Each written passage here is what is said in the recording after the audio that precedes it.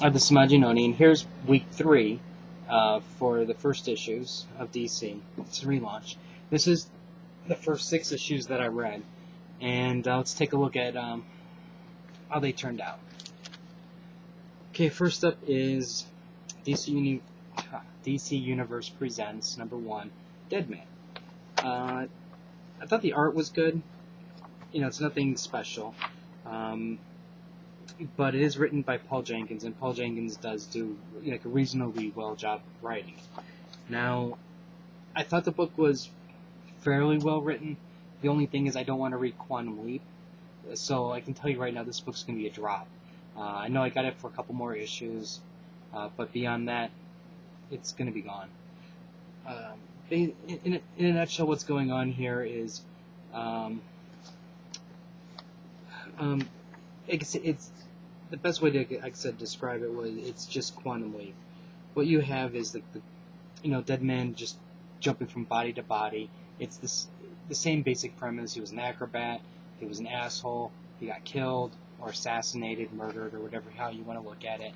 And in order to atone because he was a jerk to people, he has to jump from body to body to correct their lives to make it good.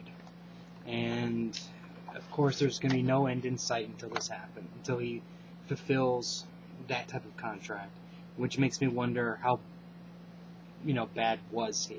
It made it sound like he was public enemy #1, who tar and feathered and burned babies alive, to have this type of nonsense put on him.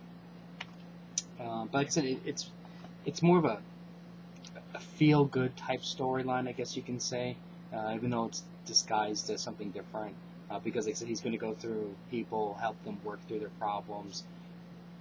Quantum Leap. But I don't... that's why I'm probably just going to skip this. Next up is Birds of Prey #1. This is Black Canary's new team minus Oracle. So basically what you're doing is you're cutting out a crucial part of the whole team. And in all honesty, this is just... It really did lose a lot. And in a way, this just now became just a standard superhero team, but with women. And to me, this issue just kind of it just didn't rise to a higher level that I was hoping for. What's going on is there's a reporter. He's following Dana.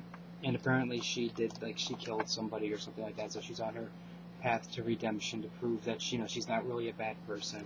And he's been following her, and then basically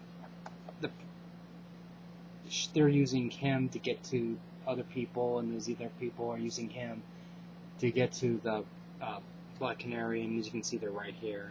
And the fighting is just, it's nothing special. The villains are pretty generic. They're so generic they don't even look different. So anyways, I guess you can say this was a letdown. Hopefully it'll pick up in another couple issues. Okay, let me rephrase my thing. There's a part of me that does hope it picks up in another couple of issues. There's another part of me that hopes it does not, because I don't need more books to buy. But as it stands now, I don't think this is going to make the cut.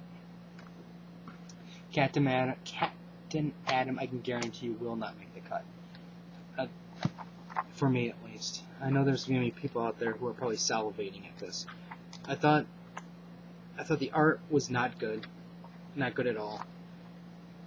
Your basic story is I don't know why I cannot say Captain.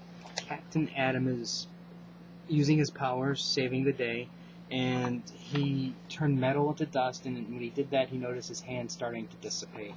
And so it looks like the more he uses his powers, the more he's killing himself. Blah, blah, blah. Hey, I can tell you, look, I can save you guys, a year's worth of Captain Adam. He's not going to die. He's a relaunch title, so he's not going to die. He's going to gain his powers, and everything's going to be fine. But there's just too many good quality books out there dare I say it, Marvel, DC, and Image, and IDW, Radical, and I know I'm forgetting somebody, but Dark Horse. There's too many other good books to get stuck with $2.99 with this. Wonder Woman. Brian Azzarello's book was really entertaining. The gods are they're not nice people, and there's some killing going on. There's, I guess you could say, monsters, and this is kind of like the type of Wonder Woman I'd rather have seen compared to what I've seen in the past. Overall, this was really entertaining. This is definitely going to be on a let's wait and see if they're able to keep up the quality or keep my interest for at least 2 more issues. And I thought the art was just okay. It wasn't anything special. I guess you can say it kind of fits, but at the same time, it's nothing.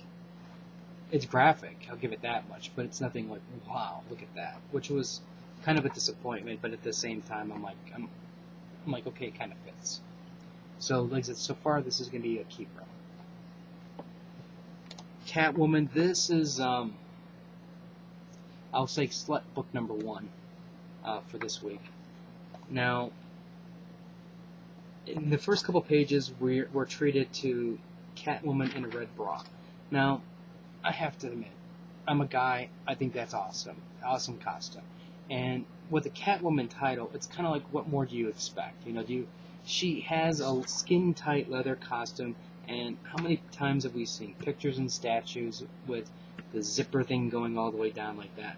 So to see her in a bra so early, it's anything less than that would be totally unacceptable, I guess, in terms of from a male standpoint who likes Catwoman. Granted, maybe if it's a young girl and she's reading Catwoman, you know, maybe she might be put off by the fact that Catwoman's showing her boobs so early in the series after her mom says, no, you can't wear that bikini. Valid point, maybe. But overall, I thought that I don't know if I'm going to say that the story is a fantastic story. It's pretty standard for the most part. In standard by that, I mean, it just lays down this framework of the Catwoman's world. It says, there's Catwoman, people are after her, her apartment gets torched, she meets somebody from the past who she doesn't like very much, she takes care of business, and at the very end, which I'm sure you guys have already seen, there's the Batman love story part, which I will admit was kind of shocking, just because you know that there used to be the tension between Batman and Catwoman, and they actually went, I think, farther than they've shown in the past. So that part was surprising, as you can see. I think Catwoman, even with or without the red bra, I think this might be worth exploring just a little bit longer, just because I'm kind of curious to see what the deal is with the Batman side of the story. I can say that probably when Judd Winnick gets off the book, it's probably going to lose a lot of interest for me. And unless he does something special within the next, maybe I'll say 3 to 5 issues, I don't know if I'm going to stay with it. But at least for right now, it's entertaining, so I'll go with the flow. Green Lantern Corps, to me, is almost a redundant title. So I'm on the fence. There's a part of me that is enjoying what I'm seeing in terms of the story, but there's another part of me that's going, there's better stuff out there. Why am I wasting $2.99 a month for this? It starts off really stupid. Okay, let me rephrase it. I need to back up a little bit. We get a nice little scene here where there's a couple of Green Lanterns. They put somebody away and they get killed. Now, my thought, call me crazy, but my thought is if there's an invisible killer that's able to rip something or slice something in half, the first thing I would do is put a shield around me. I don't know about you guys, but while going back to back is a great idea, a shield around would maybe offer a little bit better protection. I don't know, just me. Anyways, this is where a part gets really stupid, because you have Guy Gardner trying to become a football coach in high school, and then you have John Stewart who's trying to become an architect. And I mean, come on. How can he be a football coach when you know they're going to be on the practice field and then you're going to have some alien invasion, and what's he going to do? You know, he's going to have to stop. Or what's he going to do when it's time for the big game and aliens are attacking some settlement somewhere in this far distant part of the sector? What's he going to do? You know, it's being really stupid. Now, at least with an architect, it makes a little bit more sense because, you know, you can use the ring to probably help things out in terms of the construction. But still, you know, it's like, how can you have a personal life like this and be a Green Lantern? It's hard enough being an Earth-based superhero, but then you're going to the galaxy? That's kind of stupid.